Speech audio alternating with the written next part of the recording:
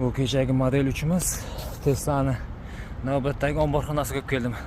Mana bular nimaga market qilyapti? Bular programma qiladi internet orqali. Yana bittasi 3 ta. Qolgan jim turibdi. Men nima uchun pastga qo'ymam? Chunki u hozir qaytib oladi. Men yoniga qo'ysam, xalaqit beraman tragim.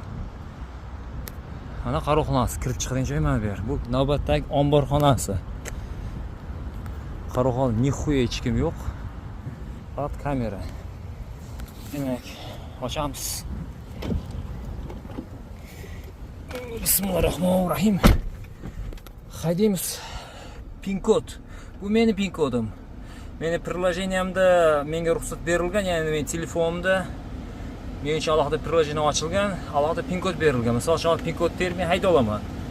Misol uchun yana boshqa birov mening telefonimni olib pin kodni terib haydash imkoniga ega. Mana qarang. Qo'shilgan yo'q. Endi pin kod teraman. Pin kod terildi. Mana korobka ochildi. Rega qo'yildi, haydaldi mashin.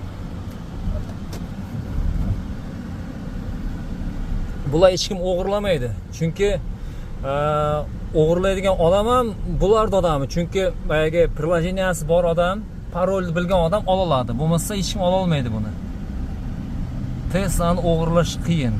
Parolni bilgan odam, приложенияni qo'lda bo'lgan, ya'ni ruxsatnomasi bo'lgan odam ola oladi. Bo'lmasa hech kim ola olmaydi.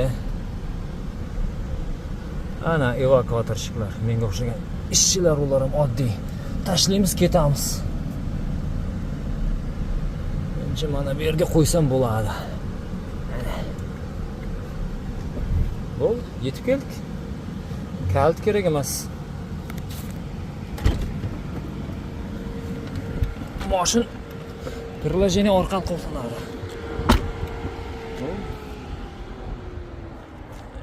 Yo'q, chiroyliroq qo'yish kerak. Приложение rasmni keyin videoni oxirida qo'yaman.